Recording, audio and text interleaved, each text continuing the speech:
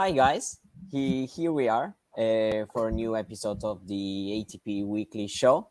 Thank you to everyone who's joining, and thanks particularly to Vansh, who's here with me tonight or this morning for you. Hi, how are you?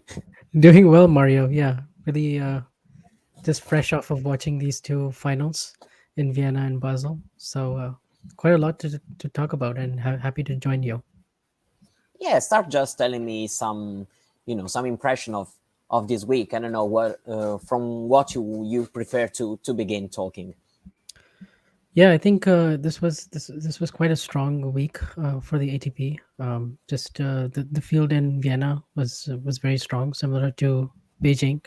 Ended up getting for the fourth time this year Medvedev Sinner, deserving final, I would say. Between those two, we also saw some rise and I guess resurgence from some top players who had been going through a little bit of a slump before this week. I'm talking about players like Tsitsipas, Felix, who we'll come to talk about, I'm sure, a lot more detail. And also Runa as well, getting to the semis for the first time in a long time, and with Boris Becker in his corner as well. So and then obviously all the stuff with the race, and Hurkacz as well, like putting himself in really good position to perhaps have a chance of qualifying. And then obviously we have the Paris draw, which is totally packed in many interesting first round matches there. Yeah, for sure. Probably we are just start talking about the final we got in Vienna, especially because we saw two top five players involved. Number three, Daniil Medvedev, and number four, Sinner, playing each other four times in a final this year. A rivalry that is developing really well and in an interesting ways, because we've seen four matches this year, all four in the finals, as we have said. I can say four very different matches, one from the other, because the first one in Rotterdam, we saw that Sinner could have made something to make it difficult for Daniil, but it was still not a sustainable way of playing. He kind of ran out of gas in the end of that final. And then it was the Miami final, which we know there was the difference because Medvedev was having a little bit easier in that tournament. Sinner had to face Alcaraz in the semi-final, having that grueling battle. It was not really ready to really push Medvedev in that one. And the head-to-head went 6-love in that moment. And then we saw the Beijing final just 1 month ago, with Sinner playing astonishing level, winning in two tiebreaks. And this final has been, I would say, a mix of a lot of things, some up and downs moments, a lot of, even myself, a lot of different thoughts throughout the games and the various moments of the match. And in the end, it's been Sinner to prevail again, now winning a second ATP 500 title in just few weeks. If we add the Master he won in Canada earlier this year, now solidly at the number 4 in the world. What does this match mean in both in the rivalry and as regards the perspective we have on Sinner? Yeah, I think you summarized the difference well between the four finals, because I would say that Rotterdam was really just Medvedev playing his usual brand of suffocating tennis, and really imposing his strong shot tolerance and his ability to withstand basically everything you're doing from the back of the court. And Sinner in that one played a very good first set, but then it was unsustainable and he couldn't really play the same way. And physically, he just kind of faded a little bit. And Medvedev capitalized on it, and he imposed his game to a large degree. And in Miami as well, with the Alcaraz semifinal, I think really making things a lot harder for Sinner with the quick turnaround, as well. I think he was also physically unwell also in that match, and Medvedev was really just in top form. His confidence was through the roof at that point in time. But Beijing to me was all about Sinner's improvements tactically, I would say, in his game, where he was coming up with a lot more drop shots, slices, serve and volleying, serving much better than he's ever had in his career. I think the move to go after the French Open to the pinpoint stance again, but also just a bit more abbreviated motion, just more efficiency in general in the swing and lead up to the serve. I think it's really helped him in big moments to beef up that first serve. And even today, when he needed it absolutely at the most crucial times, he was able to find those first serves. But also this one, I think, impressed me the most because in the third set, Sinner had to really regroup in this match.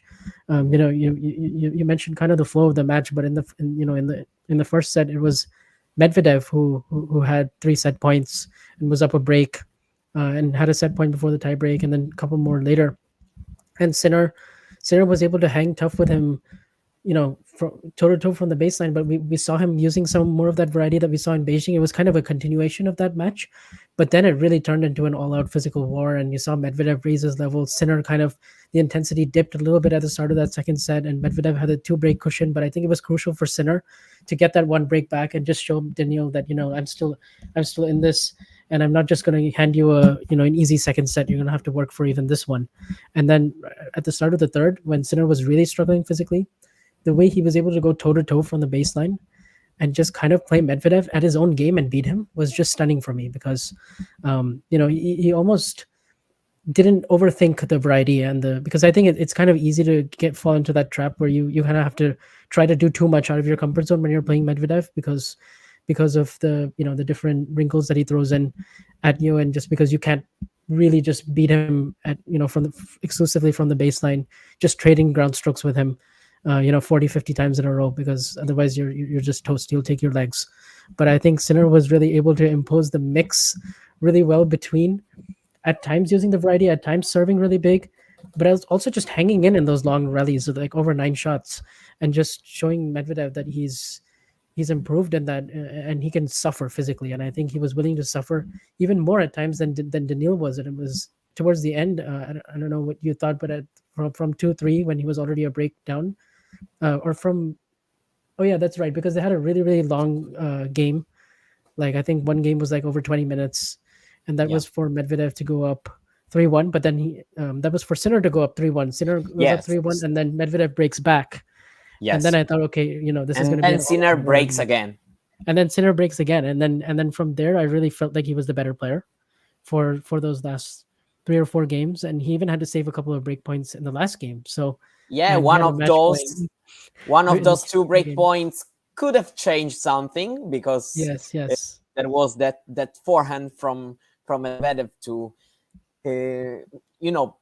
let's say just basically put in the court, even if it's not probably that easy as it may seem after all that long battle, but still because he got up to the drop shot. He got up to the drop shot very, very quickly. Still is pretty huge in that moment. So it was one of the points that could have really changed a lot of things in that in this match. I first of all, I've been really impressed in how well Sinner served in the tiebreak. The first set tiebreak, he served incredibly well, and this for me has been very important to watch, because we have often talked about the fact that his serve still was not a great weapon earlier some months ago, and he really improved that a lot, both in the percentages, because this year for this tournament, for example, he set the bar pretty high, because he was 80% against Shelton and even higher against Sonego. In that first serve, he made 81%.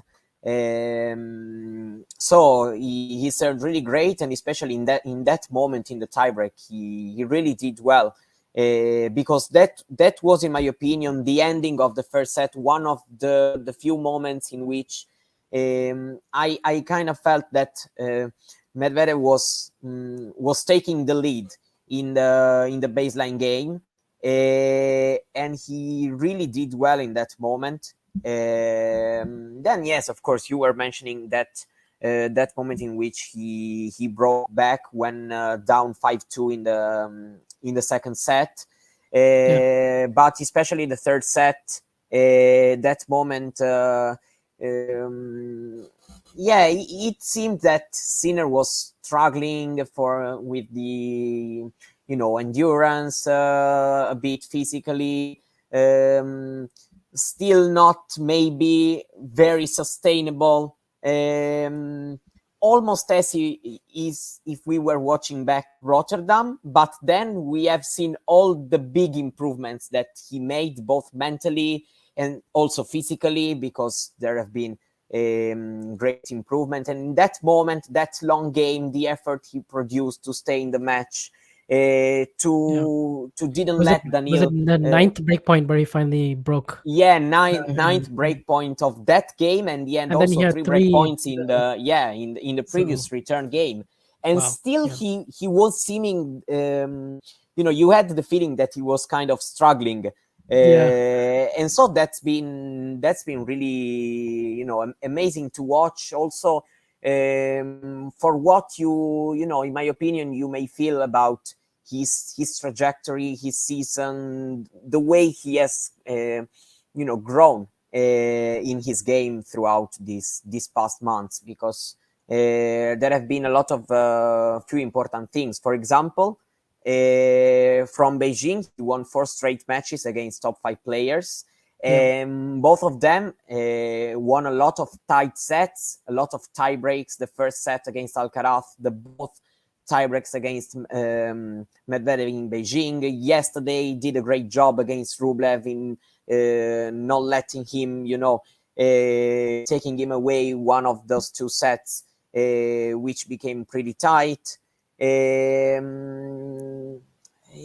Now it seems that you have to produce a lot more effort if you want to really put him away, and take him the set, the break, and to build a lead. Yeah. It kind of seems that he has had an upgrade from that point of view, in my opinion. Yeah, I totally agree with that. I mean, I think the Beijing and Vienna run for me, establishes the fact that his trajectory has just gone way up, and I think people's perception will change about Sinner and his whole career because obviously he made Wimbledon semifinal, he won his first Masters, but I still needed to see that next step against the top 5 players, and in a match like this where he's having to really dig deep so physically, and where like every single improvement that you've tried to make the last 2 years will come to fruition in that moment, and he was actually able to pass that test, and he passed it in along with kind of breaking Medvedev physically, which is like, Medvedev is one of those players that almost never gets tired in that way after a really long first set. It was him who looked more fresh in the second set, and it was still him who you felt like the longer the match went, he would have the upper hand. So for Mm. Sinner to change that narrative and actually win that physically grueling third set is, I think, really really big. Of course, now he has to do it in best of five in the majors, but I think all of those tough losses have made it better. We've talked about those 5 set losses that he's very close losses that he's had Mm. against eventual winners in majors, but I think those technical, physical, and mental improvements are now gonna really help him to have a great 2024, because I mean Yeah, he turned 22 this year, yeah. and it feels like he's older than that because we've seen him right from basically, 3-4 years ago in playing challengers against Alcaraz. But it's another thing to like do it consecutively, beat 2 top 5 in both Vienna and Beijing, and really just like back up the consistency. Also winning over 80% of his matches the entire season, um, and then really just like, you can see that I think he like definitely belongs in that kind of tier one group with those 3 guys now, because it's, to beat Medvedev twice in a row is just really great. Yeah, I put up this tweet about him like trusting the Mhm. process, because I think it's not been like Alcaraz where he just shot up and Yeah, that's for is sure. doing And not explosive just for the fact that generational he is things. 2 years older, Yes, and he is in that process. yes, and I Uh, think the serve is huge because he's a taller player, mm, and he's not gonna have the generational speed of of Alcaraz. He's still very, very well balanced. He has tremendous power off of both wings, but he will need those extra tools that that he has to complement his, like, now I feel like the physical gifts and the natural athletic developments are like catching up with his ball striking, which for me is so exciting to watch, because just the sound that comes off of his racket, it's like almost like a carrot snapping in half. It's so great to hear and watch, and visually it's so technically perfect, his setup for the ground strokes. So that, and then I think the volleys and the net game is a continuing development as well. Like, I like the fact that even though he's not necessarily the most comfortable, he's a bit awkward up there sometimes, and it's maybe, you can see that it's a work in progress. I like that he keeps do going at it over and over again, and he knows that, this is what he has to do to get to the next level, and you can see it that it's um yeah, it's those improvements are really helping him, and even though he misses them, he still keeps going after it. So I like that. Yeah, definitely. There has been a moment this year, especially after that Cincinnati amazing final, Yeah, given also the Wimbledon final we have witnessed. Um, he, it kind of was the feeling that there were, two very top players, exciting players to watch, an exciting matchup too, because of those two finals were amazing. One won by Alcaraz in the fifth set, in basically Djokovic, in Djokovic's land, because he was the fourth-time yeah, defending champion. And then Novak bouncing back and winning despite struggling early physically in the match. He was close to lost in straight sets and then coming back 4 hours. It kind of seemed that those two players, and then the tour was not probably that much exciting. yeah, But I have to say that, these two players, now number 3 and number 4, also in the ranking, playing 4 finals against each other. The pair who played most finals since 2016 in a single season. Hmm, that's a good stat. They are. It seemed like they are two characters that are really needed for Yeah, our tennis landscape, because the rivalry seems getting exciting, because Sinner now is starting winning matches. So now there's a bit of curiosity to understand what Medvedev will do to try to bounce back, starting winning again. Also, very tight contest, because even these two finals, one was a straight set, but 2 tie breaks, and this one was, over 3 hours fight. Especially in some weeks like this one, in which Djokovic is not playing anymore a lot of tournaments beside the slams, some masters here and there, but not that much. Alcaraz at time can decide to skip something, because he's human and he can need some time. yeah, And these two players seem really, carrying well the tour beside those two, our Grand Slam champions, because Djokovic and Alcaraz are the two players who won all the 4 Grand Slams this year. But it seemed that things are getting interesting, even beside those two players. yeah. I definitely agreed, because like that was what it was. Coming out of Wimbledon and Cincinnati, you felt like they were on another plane. It was going to take a long time or it was going to take some really brilliant tennis and kind of a level increase for the rest of the tour to catch up to those two. But weeks like this really show you that it's they're closer than they are further. So I think that that is a really good storyline just heading into the next year, because you want more players in that mix to challenge them, and then you want to see this quartet, I guess, more consistently at all the big events. I mean, Djokovic, obviously, aside, because he's like 37, going to be 37 next year, but even obviously he's still at the very top of the game. But I guess, speaking about Medvedev, Mhm. that's now he's lost 3 finals Yeah. in a row. He's still playing a pretty decent level.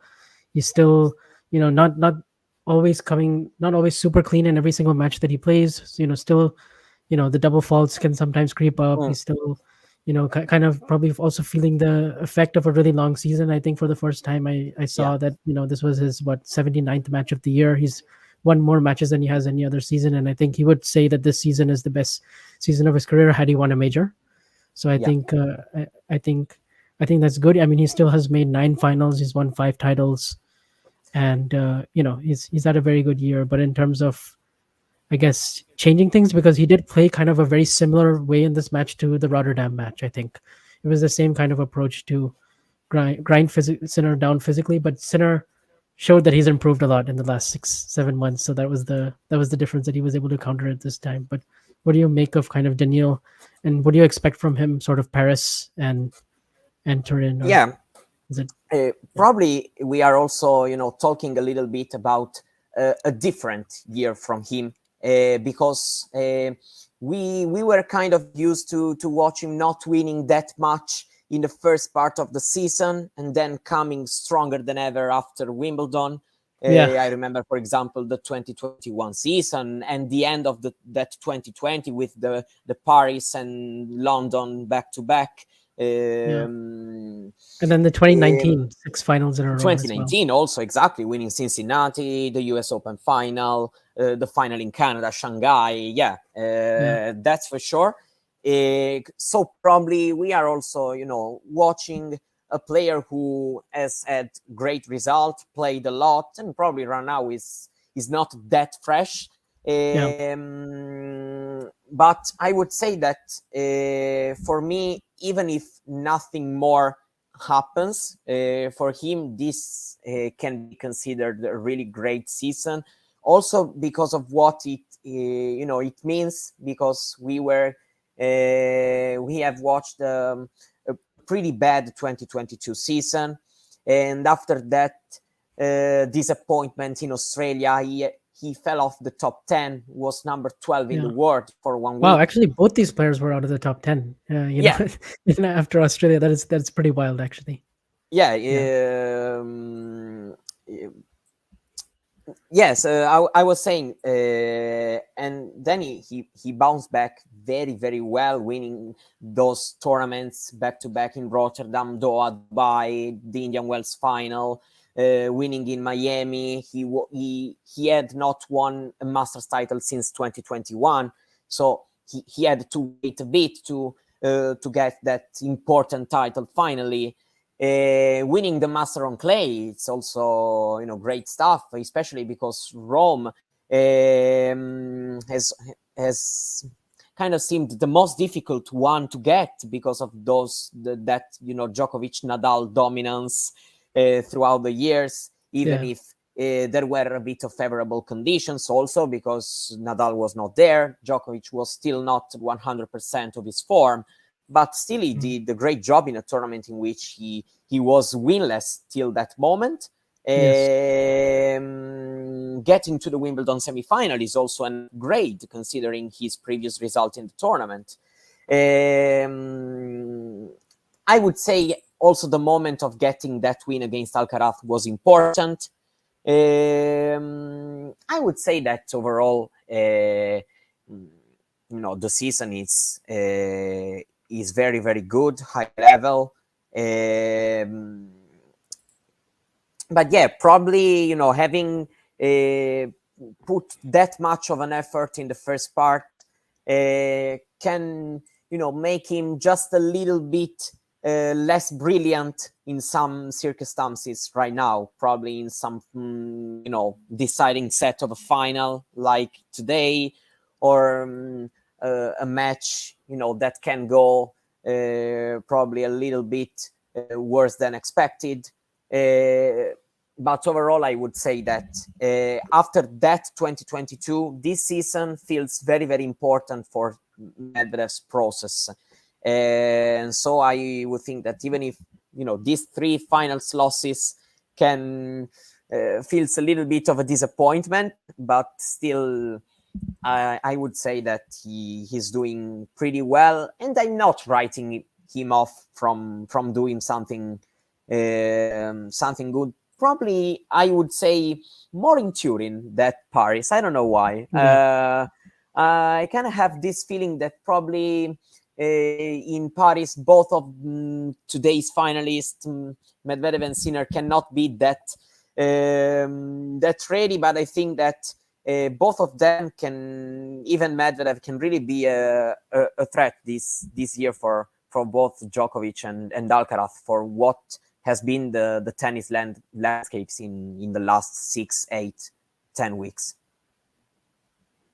Yeah, I completely agree. I'm really excited about Turin, especially if these four are healthy and ready to go. I think we could see some really really good battles in the group stages, but also in the knockoffs. But I guess let's also touch upon the semifinalists. Let's touch on both Mm. Rublev and Tsitsipas. Let's start with Rublev actually. So he backs up another. He has another good week. He backs up his really good Shanghai run. Overall, we have to say this is the best season of his career. Yeah. Deservedly number five player in the world, and he beat Zverev in the quarters, which I thought was pretty impressive considering Zverev came back, won the second set in a tiebreak. Yeah, exactly. And in general, before this year, Zverev led the head-to-head 5-0, and he had never even lost a set to Andre in their previous five matches before this year. But now suddenly, Andre's won three in a row, and I thought that his backhand held up really really well in most of the matches that he's played. At least a lot of the big matches that he's played this year, the backhand has held up, and also the mental game is a little bit stronger. The belief is definitely there more than in previous years, and I think it's a very good result to make Turin given the field. And also just I think at times last year I felt like Rublev might not make Turin. I don't know why. I just felt like just that because Sinner is so strong, Runa is so strong. I thought that Rude would still be there. I knew that Medvedev would get back in the mix and Tsitsipas as well. I just thought that okay, maybe he's kind of hit his ceiling a little bit, and I'm really glad to be proven wrong because Andre is one of the most likable guys on tour. Everyone just loves him, super popular. But so I think it's great when he does well for the game. But No, that's for just, sure. I agree with you. I think that he's proving this year to be, I would say, a clear number 5 because yeah, he's also right now a number in the top 5. We have the only 5 players to win big events this year, and yes, Urkac yes, also with Shanghai. But after those 5, there's also Rublev who won one Masters and was 2 points away to 2 points away, or probably had a match point. Don't remember really well. I yeah. guess Match just points in Shank. yeah, he had match point. He had So he one was match one point. point away from winning a second Masters title in the same season on different surfaces. I'm always amazed by his great adaptability because he seems like in pretty much all the conditions. Yeah, It doesn't really seem affecting his game, indoor, outdoor, fast, slow, clay, grass. Because this yeah. year in Wimbledon he did really well, and also that quarter final against Djokovic was really really good for most of it. I agree. Yeah, So yeah, I would say that we have got very very good show week in week out by Rublev. Probably only little bit disappointment was that back to back round 2 losses between Canada and Cincinnati, but after that he still was in the US Open quarterfinal, so still was just a little bit moment. Yeah, I agree. His adaptability, especially, is the way is why I really never write him off from this group of top 10 players. But having him as number 5 probably is even a little bit higher of my expectation at the beginning of the year. I yeah, remember, for example, when we watched that round 4 between Rune and Rublev in the Australian Open, it kind of seemed like Rune was going into that one as a slight favorite. yeah, And then Rublev won that tight contest, and right now they are in a very different moment overall, regardless of what happened this week. I mean, yeah. um, And Rublev, yeah, what to say? No negative things for me to say. And also the mental part of the game, I feel he has improved. He still has those moments, but I feel like these moments affect him less than it was last year, 2 years ago, and even the quarterfinal losses in the slams are different. The Wimbledon one was really good.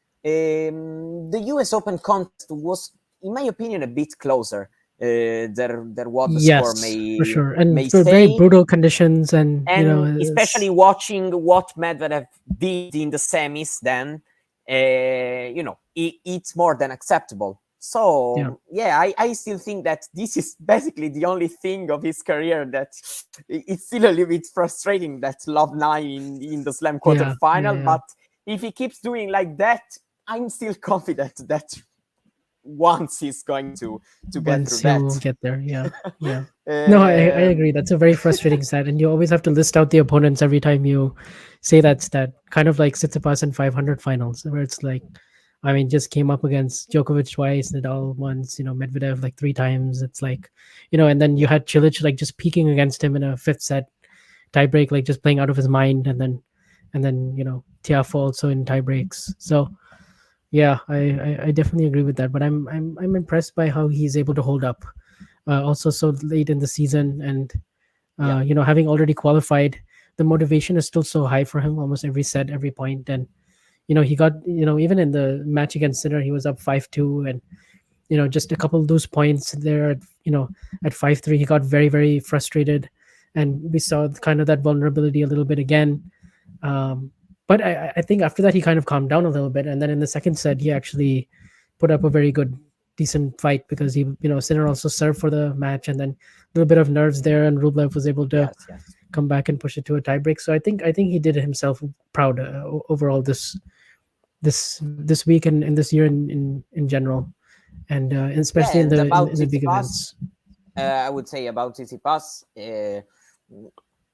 I would say overall an improvement these 2 weeks for what we have seen, earlier Yeah, in the season. Solid back-to-back result, losing, in against Fields, who can play a very, very great level of tennis, and Medvedev, no explanation needed. So you had that feeling that he's trying to build his form back. He has now, I would say, 95% he's in Turin. So I guess that at least, let's say, I would say for him the basic goal for the season he's reached, and this, being there in Turin just can't really say that you had a very, very bad year. Of course, that Australian Open final had mm, was very, very heavy in that. Yeah, probably lacks a big win this year, because yeah. no, No top hasn't beaten. 15 win Yeah, this year. exactly. There was that Sinner match in the Australian Open. Sinner was number 17 in that Yeah. moment. Probably looking back, this can be considered a good win for him. But Yes. overall, yeah, that's probably the thing that has lacked, and probably even a little bit of a disappointing clay season, which usually for him is, is very positive. Yeah, he got to the quarters in Paris and the French Open, but overall, the clay season probably was a bit disappointing. Mm. Yeah, that's interesting. Yeah, his clay season, I think. Yeah, he had the quarterfinal loss to Fritz in Mm. Monte Carlo, and then It was finals of not even that Barcelona. close, honestly. Yeah, yeah, yeah, yeah.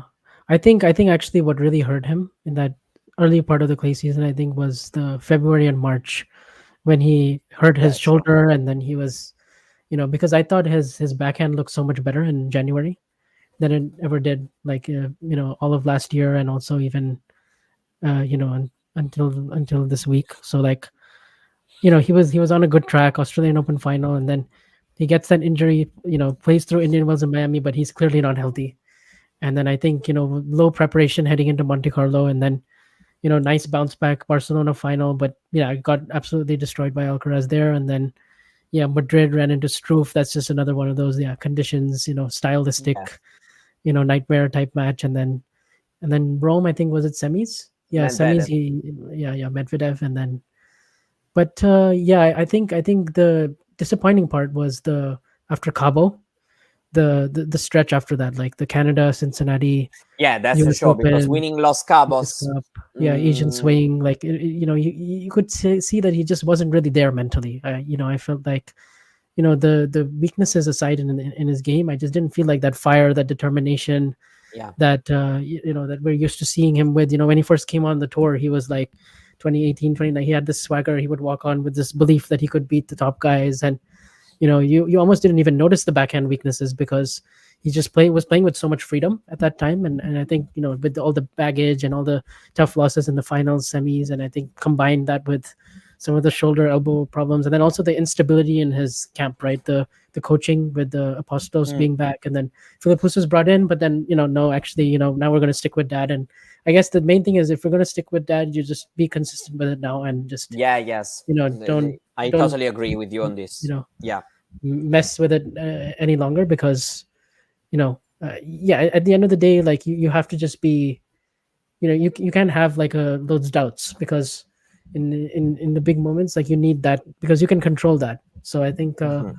I think that's, but I think I was still impressed by this week, because it was a good loss against Medvedev. I felt like they were Yeah, very that's even. right. It That's was right. It was a good quality match. one of the best matches they've actually played in their rivalry, I would say, because the rivalry is known for the messiness and the drama and the the, the clash of Yeah, you're right. personality, I would say. But I think that the tennis quality was very, very, very high in this one. And a couple of loose points, one loose game in the first set, really, that's what made the difference. And then last 2 points of the tiebreak could have gone either way, but that was a very good level. And I think he's actually on a good track. And I think this Yeah, week was important for him to get to the semis, because he was also down yeah. No, no, 4-1 in the that's for third sure. against Mahach.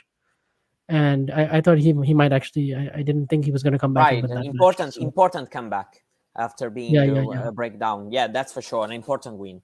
But I will take just a short flight and I will land in Basel Yes. because a very very important week there, both for the race to Turin and also because we have a very important moment to a guy who was incredibly struggling Yes. for both injuries and even other aspects of his game also. But then we have seen something in Tokyo, something positive in Tokyo, and then the Yeah. title run. I would say surprising title run, even if he was the Yeah. deciding champion, and it's the guy in the pick, Felix Auger-Aliassime, beating Urkac today in the final, 2 tiebreaks, not very surprising scoreline considering the 2 players involved. Yes. But yeah, telling me your impressions about Felix, if you had the feeling that he could have defended this title earlier in the week. I think very, very important moment, both from how some wins came and also for the fact that, of course, he had this title, which gives a little bit of another, perspective of the year, because overall not a good season, but this week Yeah. can change at least a little bit the feeling. Yeah, I think so. It can only be a positive thing. He's back inside the top 30 in the race, which is pretty good, because he basically didn't win any back-to-back matches until Tokyo, from Indian Wells onwards. And I did actually feel like the injury was kind of overlooked by some people. Like I think it played a pretty big factor in terms of just his loss of form and confidence in general. Because I remember watching the match against Cerundolo, was it in Miami, Mm. and thinking like something is just off. Like there's no way he's like I was kind of searching for an explanation at that point, because the match against Cerundolo, being honest, was just horrendous from Felix. And Yeah, then I I mean, learned that he was he injured his knee, and then I was like, okay, I'm actually, in a way, I was kind of happy, which is sounds like a bad thing to say, but I mean it like in a good way, because it like Yeah, yeah. explained the performance. So I was From like, a okay, tennis point of view. from a tennis point of view, yeah. And then when I saw that he skipped Monte Carlo, he skipped Barcelona, he was not playing in the early part of the clay season, I was like, okay, that that kind of explained it, because I think last year he played 87 matches on the ATP tour, and he's he had Hmm. had that amazing run at the end of the year. I think it was just natural that he was going to be, he probably overplayed quite a bit looking back. But he just didn't know, he just went on a good run of form, and he just kept it going, kept it Yeah, going. And that's and so I'm not saying that he should have played less, but it's just that, then it caught up to him, I think, a little bit. And then he was really kind of hurt throughout the clay season and grass. Even grass, like, you could see he wasn't really like fully back. And then he was just losing a lot of these tight matches, because he doesn't have like so much margin in his game when he plays outdoors. So it's very, serve, forehand, and plus one type tennis. And when it's like maybe windy, when there's outdoor factors, the serve, like the second serve, the backhand, like some of those things, stylistically, he can be in trouble against a lot of guys. And especially so his confidence needs to be really high, because I think he's a momentum type player. So mm, when he didn't have any momentum and he kept losing, it was kind of a snowball effect. But I thought that, okay, once we get to the indoors, he's going to bounce back. I did not think he was going to win the title, but I didn't rule out, like, maybe before the week I was looking at the draw, and I was like, okay, he can get to the semis. I think semis is doable, but title is very, very impressive, because that's a whole nother shift. And then also, I think John just showed, yeah, he was match point down against Shevchenko. And then yeah. the performance against Runa was very good, even if Runa wasn't playing his best. But I still, overall, really happy for him. Very, very positive week, and it's not very often that you see a title defense these days. These days on tour, I mean, the only players to do it this year were Alcaraz and Runa in Munich, and then Alcaraz in Barcelona, Yeah. Madrid. So that's a good list. Well, no, I was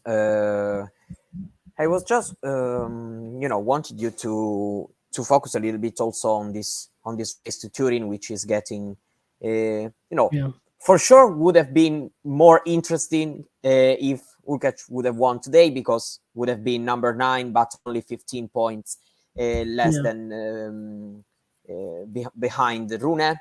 yeah, I'm talking about these two players. Of course, Urkac, great final stretch of the season, because coming also from the great title in Shanghai. Most people probably wouldn't have believed a few weeks ago to watching him suddenly in the contention.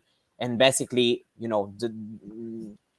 I have the feeling that I may be wrong, because probably Fritz Ruth, I don't know, will do something crazy this week, but it seems yeah, like he's the only one who could really because of form. He's still there's also Taylor Fritz, that's for sure, because he's there. What's this final loss mean? Was not probably also 100%. It kind of looked like it at some point. yeah. He was definitely Um, struggling physically today. Urkac. uh, what does this mean? Also considering Rune's form, that he won some matches, playing good at times. Because, for example, I think that the match between him and Echeverry was a really good one to watch. A great Yeah, first set from great Rune. match. Then probably his level went a little bit down in the second, but Echeverry also played a really good match, backing up after the good wins against Korda and Murray. So he was also high on the confidence. Yeah, So good signs also, because he won in a tight contest, proving that mentally was there, was ready to fight. And then we've seen also the bad loss against Felix for various reasons. So what the thoughts about these two players, and how is the race looking like, also considering, of course, Fritz and probably Rude, yeah. but he would need a very, very strong result. Yeah, I think at the start of the week I had, like, maybe 5 players in the mix behind Runa. It was Herkach, Fritz, Rude, Paul, and Diminor. And once Paul and Diminor and Fritz losing a very frustratingly tight match, for the third tournament in a row. Once that happened, then and I think I just liked the section that Hurkacz was in. I felt as though Hurkacz would get it. I thought he would win the title, and I thought he would, you know, possibly get to the eighth spot. But I Mhm. think that those matches that Runa won against both Kecmanovic and against Echeverry, I think that just that puts him in a very good position now, because with Hurkacz struggling physically, and being 215 points behind and having to play Sebastian Korda in the first round of Paris, Mm. and just like Runa's level, got better this week, I think he might get it now, barring a really surprising run from somebody who's somebody like a Shelton or a Hachanov or a Dimon or a Paul in Paris. I mean, all those four, I think they basically have to win the title, which is pretty unlikely. Like we've seen it once with Jack Sock in 2017, but I think it's going to be between Runa and Hurkacz, and maybe Fritz, but I just don't. I'm not really trusting Fritz or Rude or Paul and Diminor, right now. I Yeah, just also not. about Fritz, I still have in the eyes the last year's match against Simon. Oh So yeah. Paris Oh Paris really brings a bitter yes, yes. throwback for for Taylor, but I don't think that it's going to but still I And I that could can't happen stop again. but Another Frenchman in the in like feast in his section. yeah, I it was can thinking be a about very that. good one to watch. It can be a very good one to watch. Yeah, yeah. Yeah, So about Rune, yeah, I had this kind of good feeling at some point yeah, of the week because all important wins. Even that first set against Baez was not that. Was a very tight set. Baez really playing well on the serve, yeah, pushing him, and then the second set was easier, but still he yeah, at some point you may think that um, it's not even that good to have to fight that much to get there, but considering the form he was, the bad form he was, it's a very big improvement, and that has to be said. Especially yeah. after he was set in the breakdown against Kecmanovic. I was not really trusting a comeback in that match, and that was really, really nice to watch for him. Um, and what about the match against Felix? Has it changed a bit the perspective about him for both all his things about tennis, the physical part of the game, or still I mean, of course, it's a positive weeks considering the previous weeks, but um, has that match changed a little bit your vision on the matter? Um, Long term, probably not that much, because I still value the three wins a little bit more. I think it just goes to show that he's still very raw as a player, and I think there's just he's kind of searching for like what his identity is as a player right now. So because he can kind of he has every shot in the book, and he can serve and volley, he can point shorten, he can drop shot, he can do basically all the things we've seen Alcaraz do. The only thing is he just doesn't have that clarity, and the physical issues keep popping up. So like after he played the physical match against Echeverry, I don't think he held up very well the next day. So that maybe is my only concern for Runa, is just like physically, because I think if he gets better physically in these moments, I think the decision making will improve and the shot selection will get better. And those two things I think go hand in hand. And so I think we just saw a lot of that kind of tired, kind of same going through the motions against Felix quite a lot, and not being very clinical in the best in the big moments. And Felix like really made him pay, because Felix was coming in and just like he sensed his chance. And I think it just wasn't to be for him. Once he lost that first set and went down a break, and he still tried, but it was I don't think long term it changes my perspective that much. But I think winning majors next year will be tough. Like I could see him maybe getting there in 2025, as opposed to Yeah, next year in terms I of wanted winning a just slam. to ask you when Sinner changed his team, Yeah, having also a great and expert coach like Darren Cahill.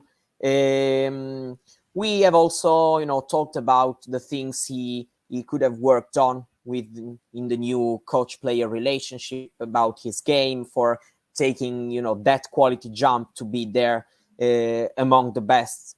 Right now, he is four or five Yeah. players in the world, being able to, to sustain the level week in, week out, which he's doing right now. About Rune, he has changed this something also in his team, because now we have Boris Becker. Aside from the physical side of the game, because I think that it's pretty obvious right now that there's still something that has to be done. What do you think he can, improve also tactically to try to, take that step to try to, to shorten the gap with the very, very, very top players? Yeah, I mean, strength and physical conditioning and endurance will probably be a big focus for them, because he also has a very good like fitness trainer, I think, and also like he's working, like, I think Boris Becker will also work with Lars Christensen, who's been his coach for a really long time, and then Yes, yes, I yes. think the mother is there to really kind of keep everything on track still. So I think the setup is interesting and good, and assuming he's recovered from the back issues that he was having like before Beijing. um i think I think he just needs to keep keep at it, because I think the first half of the season was pretty positive. Like I looked at it pretty positively, because I didn't think he was going to come out and just continue everything that he did in Paris, Oh, because that's for I sure. still thought, okay, he's still very young, it's end of the year, he's 19, and that was indoors. And so and I think his it's just, honestly, it's just the decision making, because I feel like his Mm. all the shots in the game are definitely there. Like last year during this time, he was hitting some second serves 110 miles per hour and not missing. It was just ridiculous, like the Paris title when he beat the five top 10 players in a row. And he was just playing very, he was kind of, and now I think now when I see him play, it's almost like he has so many options and he doesn't know which one to choose at the right moment. Whereas last year he just played a much more simplified game, and it was very much okay, like just set up the big shot, hit really deep, get the opponent out of position, and put it away. Whereas I think now when he's when you see him kind of and then I think the other big thing is the attitude and not getting as negative, because I think, like, sometimes it can be a good thing for him, like to be very ambitious and be very like state his goals, be super like believe that he can beat like the very best. But then there's other times where sometimes he'll just kind of throw away a set or go away for a few games. I think it's Mm. focus.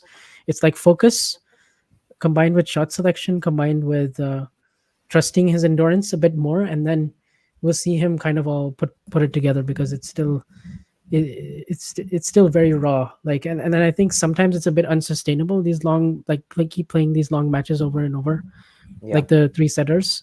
But I think this week it was just about searching for form and just getting that Yeah, no, that's for getting sure. those wins on the board. So I think this week was a good one overall. And then it's just about, like, how do I find a way to play tennis that is sustainable to win 7 matches, best of 5 sets? Because right now I think he's still kind of far away from that. Like, for instance, when he won that epic match against Cerundolo at Roland Garros, and then he just had nothing left against Rude, and kind of basically like was a no show for the first 2 sets. And then also same thing at Wimbledon, we were expecting a little bit more against Alcaraz in the quarters. So I think, yeah, I think the more he just keeps putting himself in those positions, like, I kind of trust that he will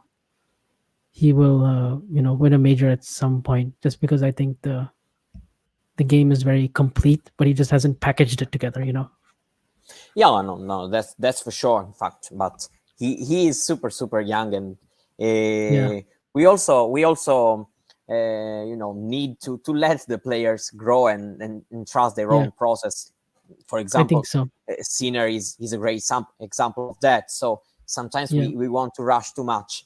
Yeah, same thing. Just Um, like with golf, we kept on thinking, oh, yes, exactly. That's for sure. Goff stagnation, is still a teenager. It and doesn't feel like we that, just honestly. yeah, we just forget sometimes how young they actually are. That's a good point. Yeah, for me, for example, especially for the fact I was doing a comparison once between Coco and Alcaraz, and I was pretty amazed by the fact that Coco is younger, because Yeah. even if Alcaraz has two majors, had a lot of success, being world number one, but still in my mind he came a bit later, and so he was, and that says a lot about how much people sometimes want from big young promises of the game, like Coco is, and like Holger, and Yeah. other guys. And for example, I always take Medvedev as a great example of the fact that it's not for everyone just reaching a peak at 2021, but you can work your way and break out even a bit later and still stay at the top for a very long time. That's for sure. Yeah. Just to close, I think a someone little. is asking about Hubie in the comments about what he has to do in Paris to make the finals. So I think in relation to Runa, I think it's 215 points separates them, right? So if Yeah, exactly. So it's not so, that easy as it may seem, yeah, because basically in a Masters, for example, uh, yeah. So if let's he say gets that, to the four, if Hurkacz wins a couple of rounds, and yeah, uh, he and needs to be, if he wants to overtake Rune in Paris, he yeah, needs to be quarters. yeah, But if, for example, Rune reaches the quarterfinals, and then he needs, of course, to do even better. yeah, But even with the third round, if it's 90 points, yeah. So yeah. I basically, mean, first basically, of Runa all, would have to get to the Runa would only need to win a couple of rounds, and Hurkacz would have to get to the semis basically yeah, exactly, to get it yeah, because semis that, is 360. So that's yeah, he has exactly. to hope Semis that Runa doesn't get past the quarters, and then he can And still, get for past the semis. example, if Rune makes it to the quarterfinal and Urkac to the semis, still Yeah, Rune would still Runa be will ahead, will be ahead. because Yes, there's less than 200 points of difference. yeah, but So yeah, and then I he think someone needs, would said that I really want. Jane is talking about Hubie in Turin. I think those courts are really good for him if he does actually end up making it because his record for against Urkac, Medvedev, for example, and yeah, Hurkacz, and yeah, the tight matches he's played against Djokovic and Alcaraz recently, and I think even yeah, he against had, Sinner he matches up well. He has a uh, good he had not a very good experience in 2021, yeah, yeah, but still, I think that it should suit him very, very well. One thing is that, in Turin, basically, you have to play really, really well the deciding points, because conditions are very fast. A lot of players can serve really well. yeah, I remember, for example, the match between Fritz and Ruud last year, and both players served exceptionally well. Ruud was close to the 2028 Sully. It's very, very fast court. oh, it's the Uh, fastest court on tour. I think I the don't think there's fastest on anything court. faster. Yeah, talking about the ATP Tour, he, at least for what we have seen in 2021 and 2022, he's clearly the fastest. Yeah, And so, basically, for example, like Medvedev last year, 3 matches at 6-all in the third and 3 losses, because a yeah, lot of times in Turin you have to, to do really, really well in close situations. yeah. A lot of tie breaks. Even if you're a really good returner, you're gonna get you're Yeah, gonna a get lot of these times it's like that. points. Yeah, I agree. Um, Um, yeah, so Should we talk about the uh, Paris preview Paris a little bit before we close? yeah, we have just a few minutes left, but we can do that. What's your thoughts about the draws, and do you really see any other than the top 3-4 seeds winning the tournament? Yeah. I mean, I think for Alcaraz, when I saw the draw, I felt like it is a good draw for him. Like just looking at the projected players that he's playing, because second seed, possibly maybe Safiulin could be tough, who's a qualifier in the first round, or Muller, but then Hachinov is in his section, and then uh, basically Alcaraz is in the same half as Medvedev, Tsitsipas, and Zverev, so he could play Medvedev in the semis, and then one of Tsitsipas, Zverev in the quarters. But I think it's just a brutal draw for those guys, for Tsitsipas and Zverev, who are just Mm, basically right. just trying to clinch their spots for qualifying for Turin, especially because they could play each other already in the third round. Tsitsipas and Zverev, and they're basically 6 and 7 in the race, and Tsitsipas has to get through Felix or Struff first, and then Zverev, and then Alcaraz. Like, I think he has the most difficult draw, I would say, out of the 8 seeds. Uh, but the first half is interesting because you have Djokovic with possibly playing Shelton, and then Runa, and then Sinner. So so kind of Yeah, that's right. it's balanced in that way, I would say. But you have some interesting first round matches, like Team Wawrinka, is one that I have circled. Diminor Murray again, for the for the sixth time in their career, and Yeah, fourth already this year. the nightmare for Murray fans, even if the The last meeting nightmare, was yes, actually very, very close. I So, know. yeah, for Yes, Murray yes. too, there was the Simon nightmare last year, even for Murray Oh fans, my goodness, not yes. just for Fritz. Yeah, the last 2 years Yeah, have been so, nightmares for yeah, just yes or Murray no. and Paris. It's either Djokovic or Alcaraz or anyone else. Uh could be. I'll say one of those two. I'll go with one of those two, One of but those two. I wouldn't be surprised Yeah, if probably it's me too, and someone. especially for how well Djokovic usually plays in the Paris Yeah, Master. Feels yeah. like He these has a are very good record. courts that Yeah, really, really, really suit his tennis really, really well. So yeah, I'm and I putting think him he's as going to be motivated as well, because the number one race as well, yeah, and he's also 500 exactly. points ahead, and I think that's another Yeah, story, 500 because yeah, points difference, yeah, and there are still 2,500 potential points on the line yeah, for both Djokovic and Alcaraz. So yeah, it's gonna be interesting. I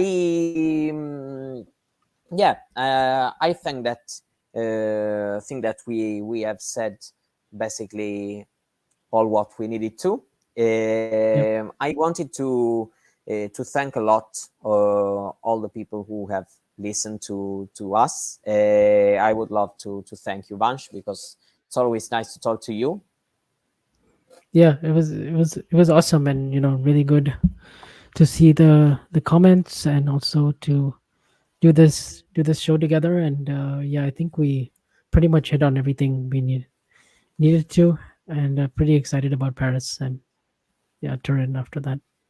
Yeah, so just remembering everyone to subscribe.